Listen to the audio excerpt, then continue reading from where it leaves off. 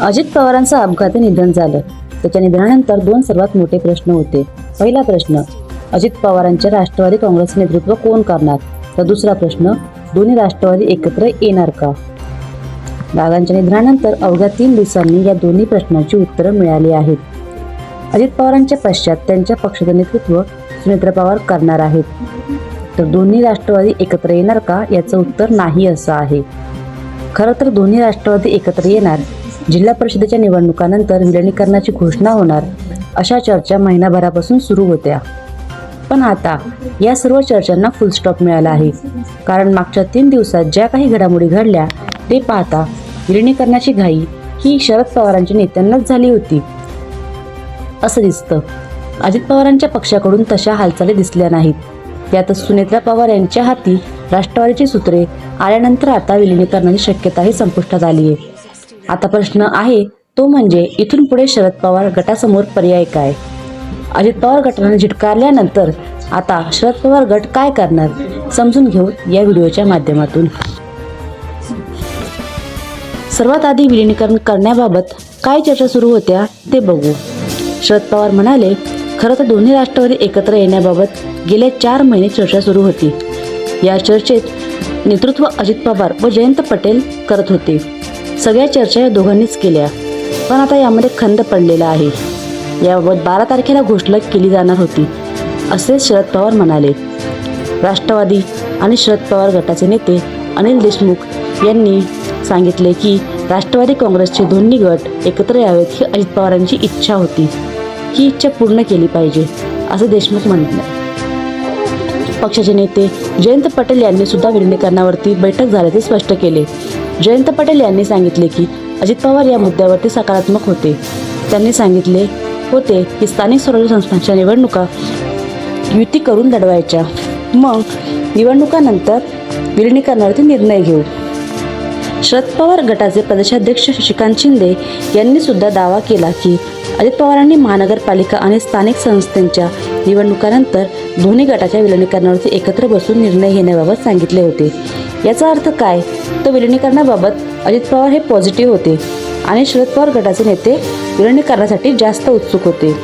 मात्र अजित पवार गटाच्या नेत्यांकडून अशी कोणतीही वक्तव्ये आली नाहीत. यावरून एक गोष्ट लक्षात येते, ती म्हणजे अजित पवार गटामधून स्वतः अजित पवार वगळता बाकी कोणतेही नेते विलिनीकरणासाठी उत्सुक नव्हते. अजित पवार हयात असते तर एक वेळेस विलिनीकरण झाले असते सुद्धा. त्यांच्या दुर्दैवी मृत्यूनंतर या शक्यता पूर्णतः संपुष्टात आल्या आहेत. म्हणजे अजित पवार गटाचे शरद पवार गटाला झिडकारले आहे. त्यानंतर आता शरद पवार गटासमोर नेमके काय पर्याय आहेत ते बघूया. शरद पवार गटाकडे पहिला पर्याय म्हणजे सुप्रिया सुळे यांच्याकडे पक्षाची सर्व सूत्रे देणे. शरद पवार पक्षाकडे सध्या स्वतःचा पक्ष टिकवून ठेवण्यास सर्वात मोठे आव्हान आहे. विलिनीकरण झाले असते तर पक्षाला सत्तेचा बूच मिळाला असता. मात्र आता ही शक्यता मावळल्यानंतर आपला प्रादेशिक पक्ष म्हणून अस्तित्व टिकवणे हे शरद पवार गटासाठी गरजेचे झाले आहे. त्यामुळे इथून पुढे सुप्रिया सुळे यांची पक्षातील भूमिका आणखीन वाढू शकते. शरद पवारांचा राज्यसभेचा कार्यकाळ एप्रिल महिन्यात संपणार आहे. त्यानंतर ते राजकारणातून निवृत्त होण्याची शक्यता आहे. शरद पवारांनंतर त्यांच्या उत्तराधिकारी म्हणून सुप्रिया सुळे याच पुढे येणार आहेत. अजित पवार हयात असते आणि विलिनीकरण झाले असते तर राज्यात अजित पवार आणि केंद्रात सुप्रिया सुळे असे समीकरण सुरू राहिले असते. मात्र आता सुप्रिया सुळे यांनाही दुहेरी भूमिका पार पाडावी लागणार आहे. त्यांच्यासमोर पक्ष एकसंघ ठेवण्यातच आणि पक्षाची आणखी फूट पडून न देण्याचे आव्हान समोर असेल. शरद पवारांनंतर सुप्रिया सुळे यांचं नेतृत्व पक्षातल्या बहुतेक नेत्यांना मान्य असेल. अजित पवार वेगळे झाल्यानंतर सुप्रिया सुळे यांनी ज्या प्रकारे परिस्थिती हाताळली त्यानंतर पक्ष संघटनेवरील त्यांची पकड अजून मजबूत झाली आहे. त्यामुळे आता जयंत पटेल, जितेंद्र आव्हाड, रोहित पवार यांसारख्या एकनिष्ठ नेत्यांना सोबत घेऊन सुप्रिया सुळे यांच्या नेतृत्वाखाली पक्ष एकसंघ ठेवून पक्ष पुढे नेण्याचं आव्हान शरद पवार गटाकडे आहे. सुनेत्रा पवार यांच्याकडे अजित पवार गटाचे नेतृत्व गेल्यानंतर सुप्रिया सुळे विरुद्ध सुनेत्रा पवार असे चित्र दिसण्याची शक्यता आहे. शरद पवार पक्षाकडे दुसरा पर्याय म्हणजे काँग्रेस पक्षाकडे विलिनीकरण. कारण खरं तर या पर्यायाची चर्चा या आधीही झाली आहे. 2024च्या लोकसभा निवडणुकीआधी शरद पवार गटाचे काँग्रेस पक्षात विलिनीकरण होणार या चर्चा मोठ्या प्रमाणात रंगल्या होत्या. निवडणुकीआधी काँग्रेसचे ज्येष्ठ नेते आणि माजी मुख्यमंत्री अशोक चव्हाण यांनी भाजपमध्ये प्रवेश केल्यानंतर या सर्व चर्चा सुरू झाल्या होत्या. त्यावेळी काँग्रेसचे वरिष्ठ नेते मुंबई येथे शरद पवार यांची भेट घेऊन त्या भेटीनंतर शरद पवार यांनी त्यांचा गट काँग्रेसमध्ये विलीनीकरण करण्याचा चिन्ह व एका चिन्हावर निवडणूक लढवावी असा प्रस्ताव काँग्रेसच्या हायकमांडने शरद पवारांना दिला असल्याच्या बातम्या आल्या होत्या. पण त्यात पुढे काहीही झाले नाही. कदाचित दोन्ही राष्ट्रवादी एकत्र येऊ शकतात अशी अपेक्षा शरद पवारांना असावी.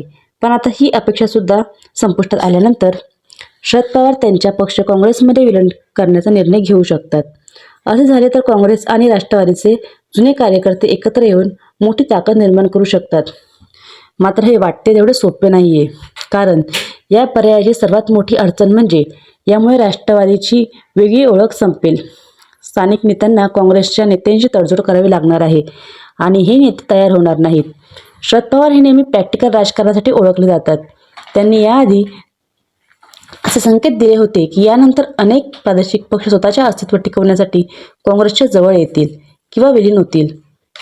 त्यानंतर आता या दोन राष्ट्रवादीच्या विलिनीकरणाची चर्चा फिरकटल्यानंतर शरद पवार गट आणि काँग्रेसच्या विलिनीकरणाची चर्चा पुन्हा जोर धरू शकतात.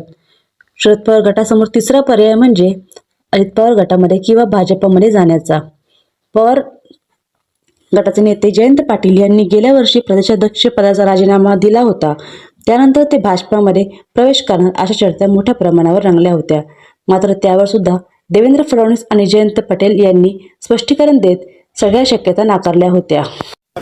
अशी स्वप्न पवार साहेब वर्षानुवर्ष पाहत आहेत, पण त्यांची स्वप्न कधी पूर्ण झाली नाहीत.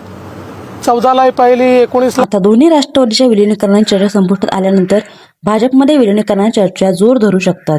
याशिवाय शरद पवारांच्या ज्या नेत्यांवर केंद्रीय तपास यंत्रणांचा कायद्यांचा सीमार आहे असे नेते सुद्धा भविष्यात सत्तेकडे जाण्याचा प्रयत्न करू शकतात. शरद पवार गटामध्ये असे अनेक नेते आहेत ज्यांना त्यांचे राजकारण करण्यासाठी सत्तेची आवश्यकता आहे. दोन्ही राष्ट्रवादीच्या विलिनीकरणाची वाट खुंटल्यानंतर हे नेते आता वेगळी वाट धरू शकतात.